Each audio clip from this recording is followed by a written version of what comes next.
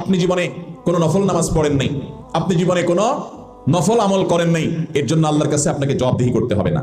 কিন্তু আপনি এই চোখ দিয়ে অনবরত ফেসবুকে, ইউটিউবে হারাম জিনিস দেখছেন, আপনার এই মুখ দিয়ে অনবরত মানুষের পেছনে গীবত শেকায়াত করছেন, চগলখড়ি করছেন, গালিগালাজ দিচ্ছেন, মুখ খারাপ করছেন, বইয়ের সাথে, অধীনস্থ লোকের সাথে, যাত্রার সাথে রাগ হলে আপনি এই মুখ দিয়ে অন্যায় কাজ করছেন, খারাপ কথা বলছেন। জবাবদিহি করা লাগবে কি লাগবে না?